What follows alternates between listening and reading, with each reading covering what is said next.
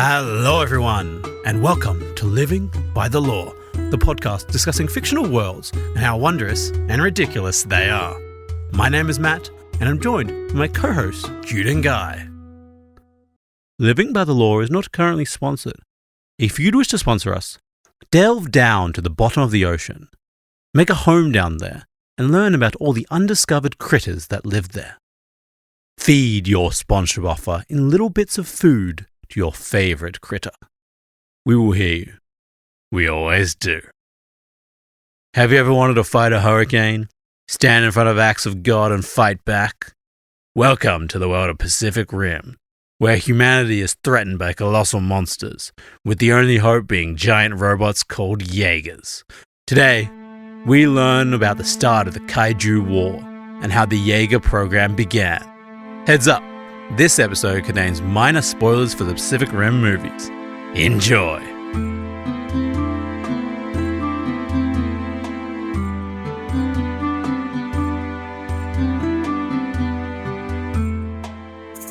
So, I've been watching this show recently on Netflix. Catching up finally. Surely not. Jude has time to watch a television show and sit still for 5 seconds? Most of the episodes are like half-hour tops, so it's fine. I can do it. You can fit it. Listen, I look at your schedule on Time Tree and it gives me anxiety. It's called Arcane. No.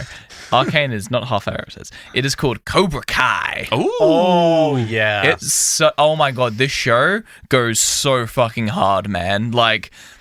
I was like, okay, Karate Kid spin-off, bringing back the old actors, that's just going to be a bit sad. That's not good. No, dude, this show is fucking awesome. Like, there's 6 seasons. They're going to end it after 6 seasons. Season 5 and 6, there's definitely some quality drop from the first, 4 seasons, but, not really. It just bangs, man, and the fight choreography is awesome. It's not afraid to be a bit tropey with its storytelling. But, it's fine because it embraces that and then gives you a fucking awesome fight sequence, you know? But watching season 5, the big climax of it is, this big... Spoilers. I'm not going to, spoil the individual events, but basically there's a really big fight between 2 people. Crazy. In the karate TV show. And then it ends with one of the main people, getting this final big kick in to, take down this big villain. And as they take him down, he says... Sayonara, Sensei. No! And that Dude, he happened. stole our line. Yep. And there's just big takedown moment, and they say Sayonara, Sensei, and I'm like, yo! And you watching it with your partner, and she just didn't react, or No, I'm watching it on my own. Izzy okay. wouldn't be interested in Cobra Kai. I don't know. I feel like this is either a head job. I don't know if this is real or not. I feel like it should be if it's not. Yeah. But Cobra Kai basically came around because of How I Met Your Mother, right?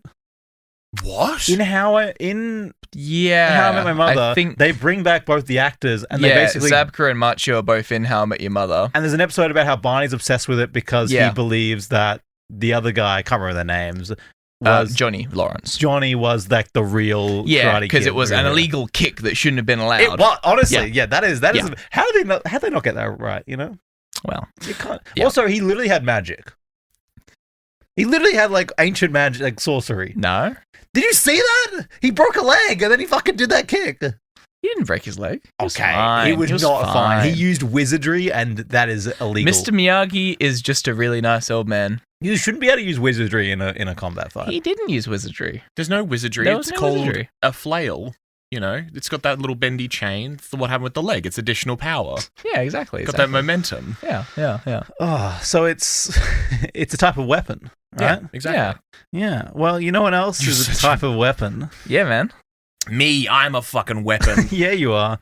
But a type of weapon would say is robotics, right? A type of fighting robot, a type of Hard left turn. Let's go. A type of fighting robot. yeah, Like And karate fighting. You know what would you rather fight? A kid who can knows karate, or a big fucking lizard? I mean, me personally, I'd probably choose the kid because I'm less likely to die. But I thought you were talking about the fucking robot fighting movie. Cold Steel or whatever the fuck it's called. Real Steel. Real That Steel. one. Hugh Jackman. Good movie. Hugh Jackman's Real Steel. Good movie. Yeah. Not a bad movie. But today we're not talking about Real Steel, Oh, okay. sadly. We're talking about Pacific Rim, baby. Oh Yeah. Jesus. Okay. Yep. Okay, copyright. We can't. Yeah, We're yeah. too on point. We can't do any Yeah. more It's than called that. parody. It's called parody. Yep, those 2 seconds is all we can do. So, Pacific Rim. Have you seen Pacific Rim? Yeah. Thank you. How many times have you seen Pacific Rim? That should be the best question I should A ask. lot. Yeah. A lot. Guy, Yeah, I've seen it, have you? like a bit of it. How much? 20%. I kind of got bored when they started talking. Honestly, it's kind of fair.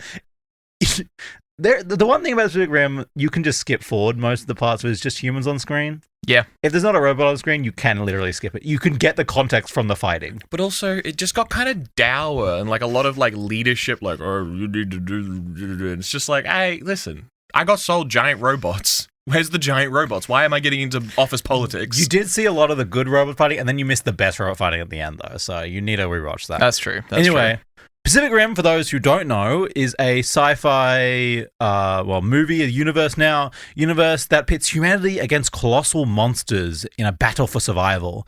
The Pacific Rim franchise began in 2013 with the blockbuster film Pacific Rim. Whoa. Yes, a movie that is 100% just there for the fighting, a big robot fighting a big lizard, and no one is there for the humans talking and having relationships. But the humans talking and having relationships is still in the film. It is still in the film. It's I need a supercut. it is like the Godzilla movies. No one's there for the humans. true. Yeah. No one's there for the humans. It is a love letter to classic mecha anime and kaiju films. The franchise quickly expanded beyond the first films with novels, comics, and games. There's also an animated series called Pacific Rim The Black, which debuted on Netflix in 2021. This show delves deeper into the aftermath of the Kaiju War, which we'll talk about, focusing on survivors in devastated Australia. You just said that we're not focused. We don't care about the people. Why are they making shit about the people? I want to see the engineering process. I want to see the robots. I want to see them training. Well, we're not talking about that today. One interesting thing about the franchise is that many people have hallucinated a sequel called Pacific Rim Uprising, which is said to have hit screens in 2018, continuing the story of new characters, Jaegers, and Kaiju. But they must have got some mixed up because there's no sequel. The movie was fine, man. There's no sequel. It's I don't know what you really mean. not that bad. I don't know what you mean. There is no sequel. Uh-huh. It doesn't exist. If only it did. I wish they made a sequel. I see a lot of the time I agree with like bad sequels. Yeah. Pacific Rim Uprising is not that bad. It's pretty bad. It's really not that Would bad. it surprise you to know that I have watched all of that movie? If you have, I'm actually no, going to. It just feels very on point for my character. your character on the podcast. Yeah. We're all a character in this. All of life is a stage or something like that. I don't know. Well, it'd be really funny when eventually, like, if the secret ever got out that we're actually complete plants and we don't actually know each other in real life. yeah, I which- forget to oh, cut fuck, the end the of camera's rolling. I forget Shit. to cut the end of the studio thing. It's like, so what are you guys doing after this? He's actually an American from Boston. When you said complete plants, I thought you meant we were just actually like plants. Like, I'm a pot plant, you're like a There's cactus. a reason we're always cut from the waist up. yeah. Just on the waist down, it's roots. Perfect. Okay. So that's Pacific Rim. We'll get there as we get there, but the base of it is big robot fight big monster. I get it. Yeah? I understand. And that's all we really need to know. And that's all for this episode. Sayonara. Mhm. Is there anything else you'd like questions you ask before we get into this? I don't know what topic we're going to be covering, but am I remembering correct that there's something about multiple pilots and stuff like that? So today we'll start at the very start of the intro. So basically we're going to go through, they have like a 3-minute cut at the start of the movie. They tell you like the backstory of where they got to in the start of the film. Because they're at the very end of the Kaiju War. We'll talk through the start of the Kaiju War today. We'll continue the Kaiju War in the next episode. And if the format's right, I will probably do a third episode on this because there's so much to get into this. But today we'll just talk about the start of the Kaiju War and how it kind of all kicked off. Delicious. So, August 10th, 2013 will go down in history as the day the end of the world began. It is the day the breach opened. Ooh. And I will send a quote to the chat. Who would like to read this Me. quote? So you're just like this is the intro scene. You're kind of a hardened warrior who's seen a lot. Hard warrior? You're the protagonist. You're the Hard protagonist. warrior. I'm a hard warrior who is hard? From the early 2010 protagonist action movie. You're a hard warrior. Sort of this kind of champion voice. I guess, sure. Is go that for all, it. where do you want me to go with this? Because I can head in any direction. Kind of more gritty. A little bit more gritty. Yeah, like, that's good. Yeah. Gotta hit the gritty. Read the quote. Put the fries in the bag. When I was a kid, whenever I'd feel small or lonely, I'd look up at the stars. Wondered if there was ever life up there. Wondered if I could kick its ass. Not part of the quote. Turns out I was looking in the wrong direction. When alien life entered our world, it was from deep beneath the Pacific Ocean. A fissure between two tectonic plates. A portal between dimensions. The breach. So, This is League of Legends The Void coded. Don't worry about it. Well, a massive fissure located off the coast of the Philippines on the floor of the ocean in the Mariana Trench. The breach folds space-time to create a wormhole between dimensions. Right on the edge of the thing, it requires a large amount of energy to keep stable, so it uses the energy of the activity of the tectonic plates to stay stable. Okay. The breach constantly releases a vast amount of atomic energy, just ever flowing from this opening in dimensions. Okay. Do we ever dive deeper into that topic or discover who made it or anything like that? Or is it just an unexplained wormhole in the ocean? Wouldn't you like to know? Okay, perfect. We're getting We'll get into there. it. We'll get there. No, We'll I get was just there. going to start critiquing the physics of that, but nonetheless, we'll continue. It is unknown whether the breach needed a big tectonic plate slip to open or the slip kind of created, but basically the tension between tectonic plates, the breach is perfectly on that. More my point is, unless there's someone else interfering, a breach in dimensions can't be read as anything other than a wormhole. Wormhole's a black hole. That's going to eat the fucking planet. I don't care about your tectonic plates. It's not a black hole. It's stabilized. Sure. It's a stabilized wormhole. and from the hole, this guitar riff sounded. Yeah, so true, so true. With the opening of the breach, also came that day a 7.1 scale earthquake right in the San Francisco Bay. Just as they thought the worst was over, as people were recovering from this huge earthquake, something devastating came out of the water. A massive 302-foot tall beast weighing 2,780 tons. A monster from the depths. The first kaiju Oh my came from the god, ocean. Godzilla is here. A little smaller. Godzilla in the Godzilla movies, especially the recent ones, keeps getting bigger. Yeah. He keeps getting bigger every movie, scaling higher and higher. I believe he's probably about the size of Godzilla in the first movie, or maybe the Godzilla was originally, but Godzilla just keeps getting fucking bigger and bigger. Yeah, fair. So is King Kong. Oh, they had a 7.1 magnitude earthquake in Japan last year. Okay, so it is a thing that can happen. It's not like an insane. No, it's not insane. no. It's not going to destroy a continent. No, but it's not insane. But it is a big fucking earthquake. It's also theorized that it was the kaiju on the floor of the bay that caused it. Yummy. This kaiju, later named the Trespasser, would wreak havoc on San Francisco, Santa Monica, and Oakland over the next 6 days, leaving a 36-mile or 58-kilometer Nice. in non-freedom units Nice. path of devastation before it finally was taken down. Conventional weapons failed to even damage the creature, with its tough hide tanking bullets and missiles alike. Finally, the military resorted to using 3 tactical nuclear missiles to take it down. Yeah, effective. Yeah. 3 nukes is enough. That's insane. Yes. The exact number of deaths is unknown, but is estimated to be in the tens of thousands of people dead. That's not a lot, really. It's a lot of people, but I don't know how many people live in that area, but I guess they're already evacuating. yeah. Also, you see it coming. Yeah, the initial people were dead, but 6 days, you kind of get a time to run, right? Yeah. It only got 36 miles in 6 days, right? Yeah, I was thinking about that. That's not that far. Well, I guess he was getting pestered by the military, so it was like attacking and it was like getting distracted and stuff like that. No, 100%. But like, yeah, it's just I don't know. It's not that. It's not that far. My question all. as well, Yes. like with the whole, wouldn't 3 tactical nukes detonated on the coast of America do a lot more damage than that? Depends on the size of the nuke, but yeah. Yeah, so the nukes, I think by this time they had people evacuated far enough that they could explode the nukes without killing a lot of people. Yeah. But they definitely mention as this tactic is used that it destroys a lot. This is why it's such a destructive tactic, because it levels the area around. Yeah. So yeah, it kills the creature, but it levels the area. So it costs they can't just let it keep destroying the whole country. Yeah. So they have to do something. But again, yes, That's fair. Totally. That's pretty big. This is later dubbed K-Day. K-Day. Killed Yes. it. We got it. Kaiju Day. Oh, okay. Yeah. The day the kaiju attacked. Shortly after, the military gathered the remains and placed the skull in in a public location to like show it off to the public. Hey, we killed it. We got it. You know. Yeah. Kind of like a trophy. Yeah.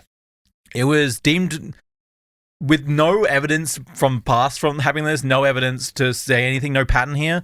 They deemed it an anomaly. The worst was over. This fucking thing, we fucking killed it, right? Yeah, makes sense. And it's time to rebuild. Oh, how they were wrong.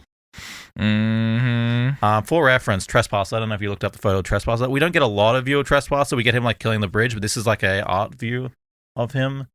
Ooh, Hammerhead. Yeah, so they look like a lot of the kaijus will look like animals in our world, just because I believe that's the inspiration was like old Japanese kaijus in movies. TV shows. Yeah, Trespasser's an interesting one. Sick. Him we have more of than most, but yeah. So they were wrong. Okay. No, they could have done some on the nukes. 5th of February 2014. Yep. Not 6 months later, another kaiju would emerge from the breach. Man. This marked that it was not a single event and something that would continue to happen. This kaiju, later dubbed Hondun, after the Chinese mythical being, I might be pronouncing that horribly, made land in Manila, Philippines, and wreaked havoc during a tropical storm. Damn. It caused widespread death and destruction, but was later taken out similarly by a tactical nuke. Again, we don't have many. I think we get like one brief clip of it in the movie of Hondun. You don't really see it that very well. This prompted some change. Something needed to be done. These things are going to keep coming. We need to know when they're coming, right? So similarly to a tsunami warning, a hurricane warning, they set up the Kaiju emergency alert. This second attack woke the world up to a new threat that now hadn't been a single occurrence. It could happen anytime, anywhere in the Pacific. Yep. Something needed to be done. Yep.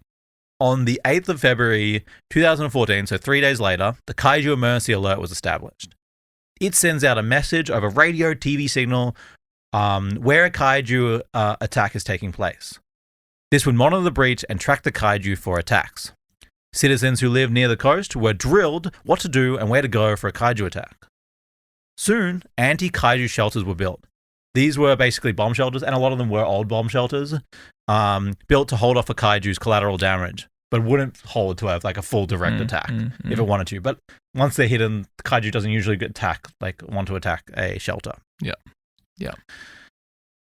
They're there to just keep stomping, basically. Yes. Soon after, with no real course of action, the third attack came. On June 1st, the Kaiju Kaisep attacked Campo San Lucas in Mexico. The following nuclear strike took out half the city, and attempts to lure it away were failed. Damn. As they blew it up. And the fourth attack. September 2nd, a Kaiju Sizzle. They're getting closer and closer between. Yes. Yeah. They're getting closer and closer. frequent. There will be like, it's not as poster as they get closer and closer and closer, like on a pattern. Later talk about there seems to be a pattern, but like especially in the early days, it's not very patternized. Yeah. Especially once they're first coming out of the breach. I think we'll more talk about the patterns of the kaijus in the next episode. Yeah. In the September the 2nd, Kaiju Sizzle came out of the breach and started to approach Sydney, Australia. No. Actually, no, Sydney. Maybe we're okay with this. Yeah, we're in second place. We need a bump. Yeah. Well, yeah, I mean, it had to hit Sydney before us. I like how it kind of skipped over Brisbane and hit Sydney, but then we missed Melbourne. Yeah. Yeah. I mean, it gets a bit more dense down towards the south here, so yeah. Yeah. I mean, kaijus are attracted to bigger cities. Yeah, I mean, we've got 3 cities that are much closer than Brisbane, which is kind of not super big and not very bright. I guess, yeah. For 3 days. So then they knew the kaiju was coming. It was approaching the city, right? Mm-hmm. So for 3 days, the military engaged the kaiju, eventually luring it to the Garigal National Park, north of Sydney. So that's actually a national park that's north of Sydney. It's pretty close still. Again, they had to resort to their last ditch effort, which is a nuclear strike, which took out a lot of North Sydney. Damn. Yes, so sad. What a shame. Oh yeah, that's nowhere near far enough away. Yeah. I mean, it's as far as you can get, but also like... I mean, it took 3 days to lure it there enough, you know what I mean? So it's very tough to even like attempt to move one of these out of the way. I mean... Better than it going off in the middle of the CBD, I guess. Yeah. So what do you do when humanity is threatened by giant monsters from the deep? After the attack on Sydney, Jasper Schoenfeld was watching his son play with his toy robot and monsters and came up with an idea so crazy it might just work. To fight monsters, humanity would need to create monsters of their own. Jasper invented the Jaeger. Just invented it, just ripped that shit. Enormous skyscraping robots built to fight giant monsters. These enormous robots would either save humanity, or as the movie puts it, the world is coming to an end. Where would you rather die? Here or in a Jaeger? Jesus Christ, yeah. Fuck yeah. They're not wrong. That's a good point. I'm convinced. Put me in the bot. On September 15th, 2014, so about nearly 2 weeks after the attack on Sydney, a UN conference was held in Seoul, South Korea. Many ideas were presented, among those Jasper Schoenfeld's idea of the Jagers. Maybe they were all drunk. Maybe they were all anime fans. But somehow, the Jaeger idea was approved, and then something even more surprising than giant monsters attacking the city happened. For the first time in human history, the world put aside its differences and actually worked together. Horseshit. Damn. Never happened. So unrealistic. Maybe we need kaijus to happen in our timeline right now, honestly. God. Pulled its resources for one united goal: to build giant robots to punch big lizards. Yeah. Fucking sick. Nice. Nice. If humanity come together with any idea, it's that. I mean, America... Ooh, hang on. I'm going to get my reference wrong. The words I'm going to say are, America got pretty close in the 60s, 50s. I don't remember the Fallout timeline. Don't worry about it. In Fallout, they're building the big robot? Yeah. That's true. Did they ever get that big robot built? Yeah, 100%. Fallout New Vegas, baby. It's one of the things that can help you. That's good. That was the reference. That's good. So later that year, the Pan-Pacific Defense Corps was founded by the UN. They would be tasked with creating, maintaining, and using the Jagers. The program started with building 6 Jagers. Thus, the Jaeger program was born. Fuck yeah. So, it's time we went into the depths of what the fuck a Jaeger is. Yay! Yay. Good. Good. I'm going to give... I hate you guys. By the way, Jaeger in German means hunter. Yeah. That's where it comes from. So this is a quote. This is for Jude. Is Jägermeister Mr. Hunter? Hunter Master. Hunter Man. Yeah. Hunter Master. Hunter Man. Hunter Master. What are you wanting here? This is the same heroic guy at the start. This is the same dialogue from the start. They do a lot of good dialogue. There are things you can't fight. Acts of God. You see a hurricane coming. You have to get out the way. But when you're in a Jaeger, Suddenly you can fight the hurricane. You can win. So good. The lack of the way Matt sent it to us, there's no dot or full stop or exclamation mark, question mark on the end of that last line. So I like the idea of receiving this as a text from a guy who's just gotten in his first Jaeger thing. He's like, my God, I can fight hurricanes. And you're like, nice one, John. Sounds like a cool opportunity. I hear the pay package isn't as good as your last job, though, so are you sure you want to take it? Yeah, I mean, the benefits are great because they know that no one's ever going to use them. They'll be obliterated before they do. So, the idea of a Jaeger. A special type of mobile weapon, giant robot, built as the first and last defense of kaijus. They were designed to replace the use of nuclear bombs, which are causing a lot of collateral damage. Yeah. I mean, the Titans, I feel... you got to be strategic about where you're keeping these guys. Or can they move funky? Can they fly? They cannot fly. To transport them, they use like really big helicopters and they attach like 4 together. How big are these fucking... Okay, they attach 4 together. No, that makes sense. Yeah. Now you've got 4 of them attached together. Now I'm seeing the... Yeah, like you carry. They're fucking stupid. sick. They carry the big fucking robots and they drop them into the harbor. Yeah, it's pretty sick. You can see it coming, you know? Yeah. And then it takes up like a pose. Oh, yeah, it's so good. 3-point landing? Yeah, it just goes. That's even better, actually. So, they were designed to generate as much kinetic energy as possible to disable the kaiju. They punch them in the face. Nice. Yep. They basically found that, like, the piercing don't really work on these guys with very defensive hides, but enough kinetic blast managed to disable them. Interesting.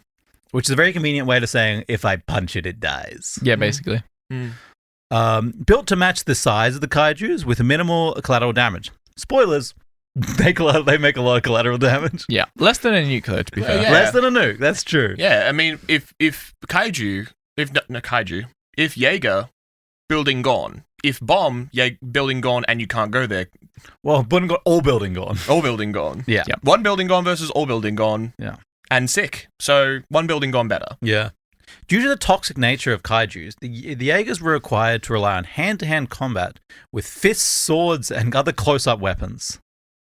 Don't really know how that works, but that's apparently them. The Jaegers the kaiju are very toxic and radiated as well. Yeah.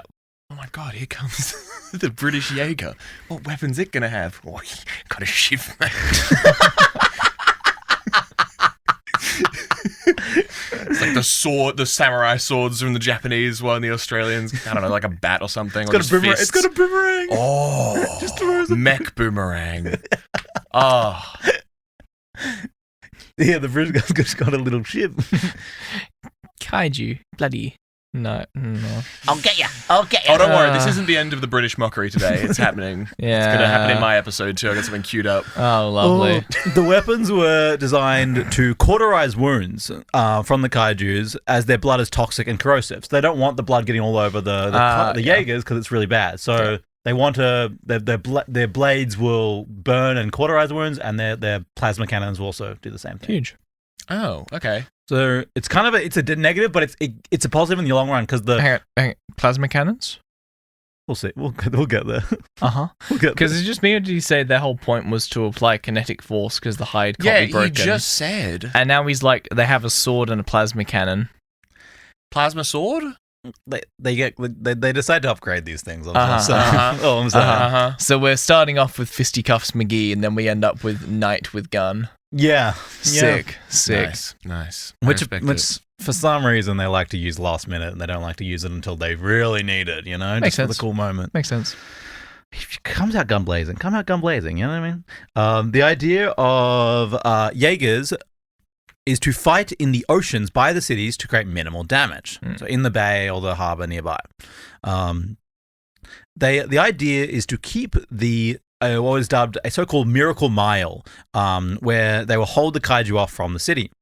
It's nicknamed this because it's very, very difficult to keep the kaijus from a mile out. Yeah. Because they are all amphibious and can swim, and a Jaeger is very slow in the water. Mm-hmm. Yeah. Makes sense. They're basically fighting at a disadvantage. Yeah. Once they get on land, they're actually much better at fighting. They would be carried in and dropped into the ocean by big helicopters, as we talked about. And that is the plan. That's the initial plan, right? We'll get, again, details of Jaegers will expand in the next episode when we get to more detailed different Jaegers, but this is the basic plan. Mhm. The program begins. On the 9th of November, the Jaeger program would officially begin. Initially, there would be some problems with the Jaegers.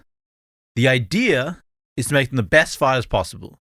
This would require extremely good fighters and to sync their minds with machines so their reactions would be instant. However, this caused a lot of overload. So, on January 30th, the first Jaeger, Brawler Yukon, was launched. However, this would cause a problem. The first person put into the mind of it a system called the PON system, which would combine you into the machine, sync you with the radiation, killed the pilot. Bad. Adam Casey's mind was overwhelmed and obliterated, basically. Okay. That's pretty fucked. However, the partner of our Mr. Jasper, Jasper Sokenfeld, came up with an idea. Dr. Caitlin Lightcap would devise a system that would allow two people, if in sync enough, to be able to pilot a Jaeger together. Okay. This would be called drifting. Mm. This uses the PON system. PONs, I believe, mean bridge in Latin. To split the neural load and mental strain of the piloting Jaeger between two people. It would meld their minds, sharing their memories, instincts, emotions together. They would act as one consciousness, controlling a Jaeger through their simultaneous interest. Mm-hmm. One pilot would act as the right hemisphere and one would act as the left. Mm-hmm. They're both required, but some said that the right is like the dominant, sent as the dominant pilot. Okay. Sure. The pilot, the pilots to properly drift have to have clear thoughts of mind, not be distracted by anything else. One thing dubbed is the Random Access Brain Impulse Triggers, or RABIT, dubbed Rabbit. Nice. Okay. This is a term used when a pilot latches on to a memory, theirs or their partner's, and basically gets folded into it. Because you go basically all deep into your memory. You experience all your memories and all at once, and you just experience all your partner's memories all at once. And it can be a very emotional thing, especially when you have trauma, and you can get very trapped in that if you relive those memories. All of them have trauma. I have zero. I haven't seen the movies. None of these guys don't have trauma. They're piloting giant mechs. But they have to get past If their there's trauma. one thing I know about mech pilots from my years of anime, it's that all of them are traumatized. That's true. That's true. This can be very dangerous as they can get trapped in the memory and lose control. Advice, because imagine someone losing control and they're controlling a giant fucking robot. Yeah. Advice given to new pilots to clear their mind and not chase the rabbit. That's the right. It's called the RABT. I see. So don't chase the rabbit down the rabbit hole. You know. Being drift compatible depends on personal connection and ability to work together. This is a potential that exists between two people and not predetermined by their relationship. I mean, it probably helps if they're friends or partners, stuff like that, but it doesn't need to be. Yeah, none of us are gonna sync. None of these are gonna work. There's no combination here. It's too much trauma here, you know? No, I think the trauma would help. I think it's just we're just different types of people. There is one that we know of that like are brothers that are like a triplet pair. Like most people are like a two people pilot. I think there are three that switch out. Yeah, that's cool. Yeah, Ideas formulate. You gonna clone yourself? No, I was thinking the living by the law. We three of us, we Jaeger. combine. Oh, we balance each other out. I understand. A common reason two people can't be drift compatible is a modesty reflex or a judgment of the other's mind. This often comes from embarrassment from sexual memories that leads to true trainees not being able to sync. You see everything. Yeah. There's a partnership between a dad and a son, which means he saw himself getting conceived and being born. No, dude. Oh. Yeah.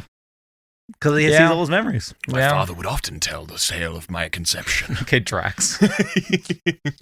It was beautiful. Yep. A big factor in this, though, is trust. So trusting the other person, without trust, the neural handshake cannot function. You have to be able to be like, I trust them with all my memory, all my secrets, everything.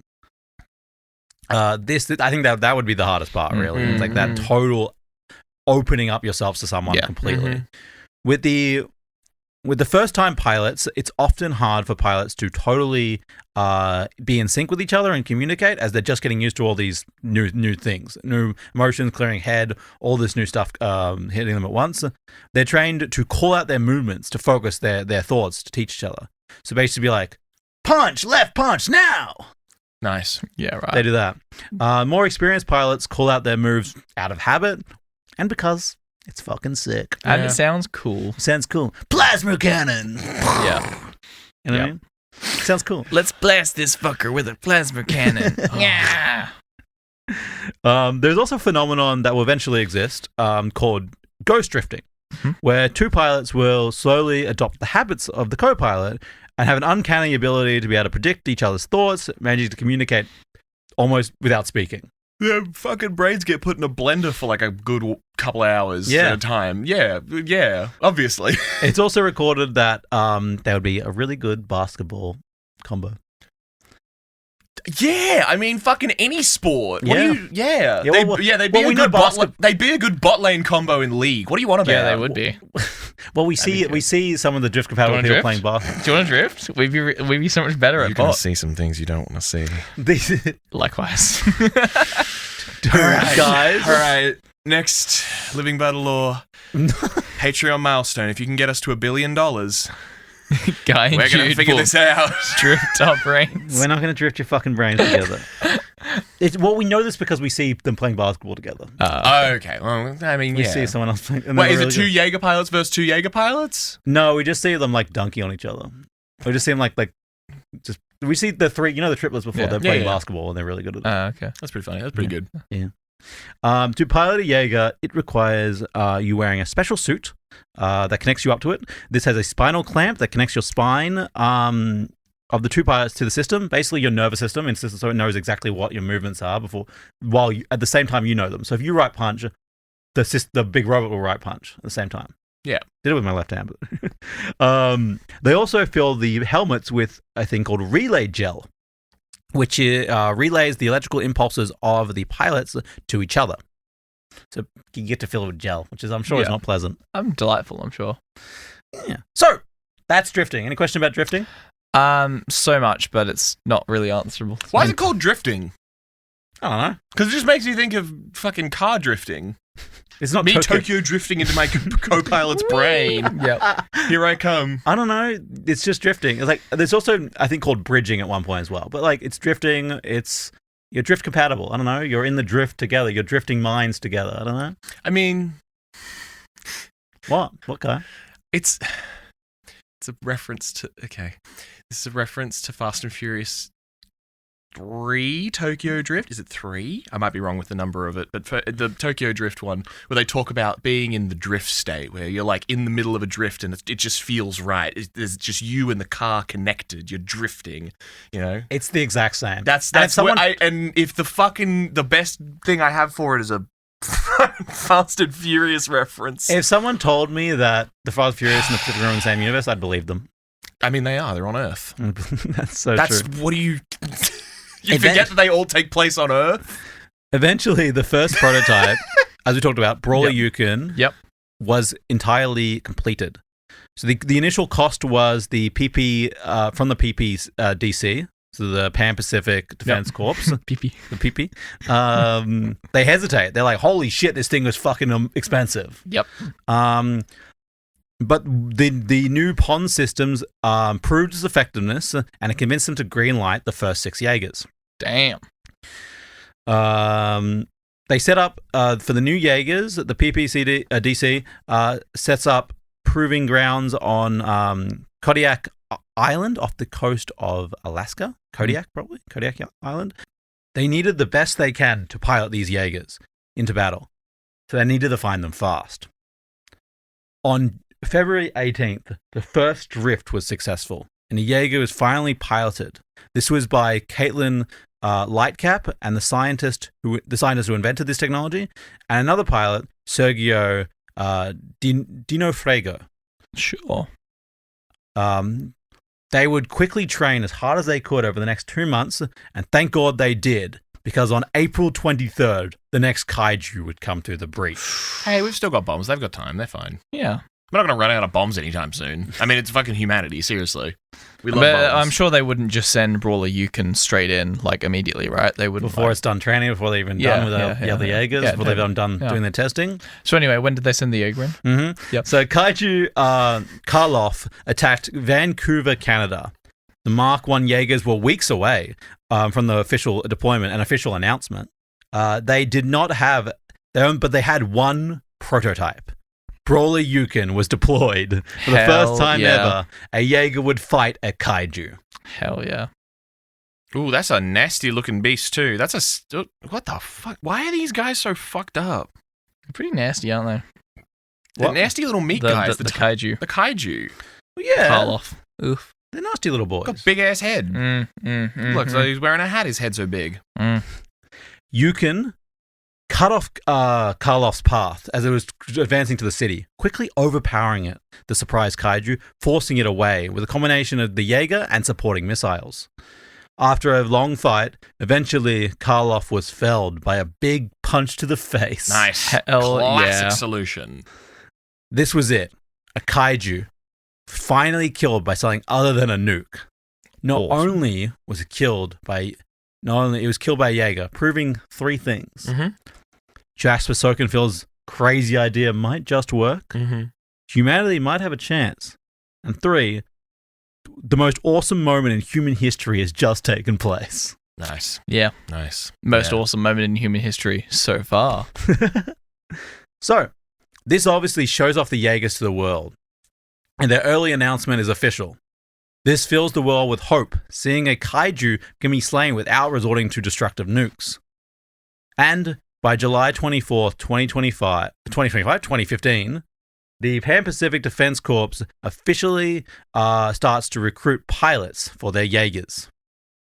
November 25th, 2015, the first Shatter Dome is built over Hong Kong. Shatter Domes are the primary headquarters of the Pan-Pacific Defense Corps and factories for the construction, repair, maintenance, and launch of Jaegers. They're just fucking huge warehouses they can build these things. Sick. Their domes come off so they can pick up the Jaegers and carry them away as well. Sick. Nice. So they're all built for these Jaegers. What have they been using up until this point? Probably just a warehouse they had. Building it outside? They're on probably on Kodiak Island in Alaska where they had their first place. True. All operations, ranger training, experiments regarding the kaijus would be carried out here in the Shadow Dome bases. Over the next month, the other 5 Mark I Jaegers would be complete. In the order of completion from first to last, we have a Japanese Jaeger named Takik Ronin. We have an American Jaeger called Romeo Blue. We have a Chinese Jaeger called Horizon Brave. Nice. We have another Japanese Jaeger called Kyoto Tango. And we have a Russian Jaeger called Cherno Alpha. What, Japan gets 2, we get none? Yeah. We didn't bother. Well, apparently we didn't help enough, maybe. Well, I don't know. mean, they already kind of defended us. They did nuke Sydney. I think that's most of us done. Yeah. It's a They fair actually point. killed It's a fair most of point. Most of us. Australia. Yeah. Mm. We're all living in the desert now. We're underground. Scuttle back to our burrows. And that is where we will end the first episode. So, it is a shorter episode than normal, but this is the start of the Jaeger War. Right. We've established what kaijus are, what Jaegers are, and we're at their beginning.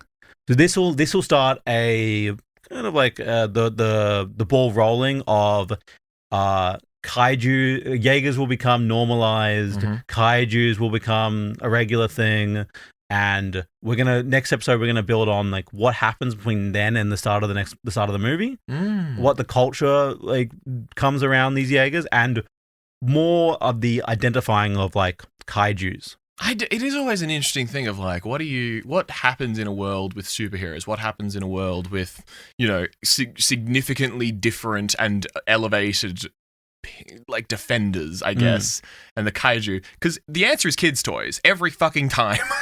It's kids' toys. Well, Yeah. again, we'll get into it more later, but they describe it how people got like so normalized to them. They had like, again, they're kids' toys, they're people playing with them, and then they had like mascots with big kaijus on TV and stuff like that. Reverse Transformers. We had the Jaegers first, and then we built True. the giant robot True. TV show. People creating whole industries around these remains of these kaijus and what they get. I was from going them. to ask. I'm very fascinated to hear about that. And if you're fascinated too, you should tune in to the next episode. But in the meantime, if you enjoyed this episode, you should give us a little rating, share it with your friends. And if you enjoyed it quite enough, we have a little Patreon, a little jar we like to rattle from time to time, a little tin we like to rattle. Patreon, where we do already have a few supporters that are lined up. Oh yeah. Trying to So- telepathically communicate with Matthew. Thank you so much to our Lorekeepers, our prestige Lorekeepers. You keep our lights on and keep us motivated. Chunky Monkey, Bong the Bard, Josh from Maine. Josh the main Josh. The main Josh. It is the main Josh, honestly. And Shadow.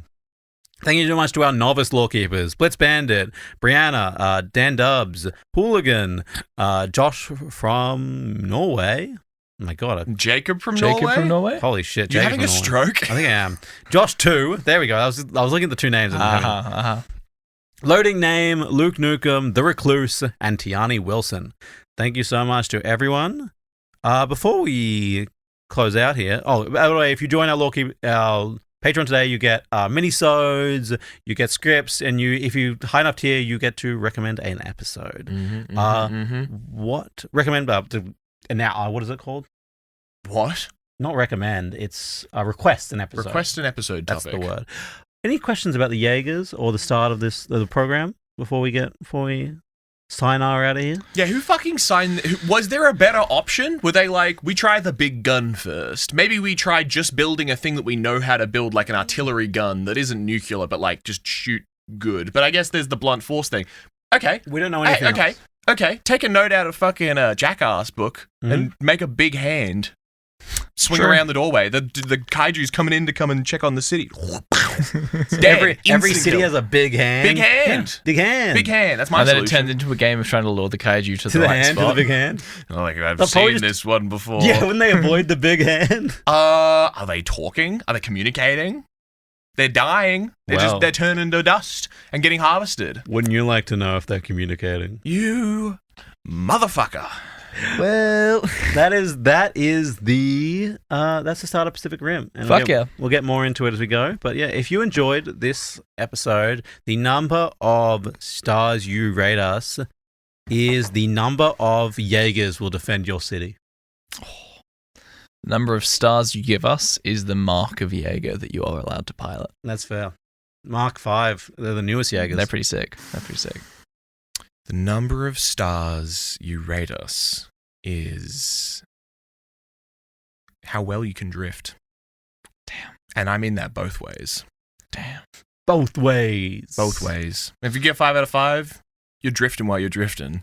You're You're sending that kaiju fucking. Could you drift a Jaeger? Yeah. If that thing got wheels on it, Yo, we should put wheels if on it's the got Jaeger. wheels on it, it can They're drift. currently legs. As a guy working in a warehouse right now, if it's got wheels, it can drift. Well, if you enjoyed... I do not have my fork life license. Fork life. Fork life. Fork life. Fork for life, you know?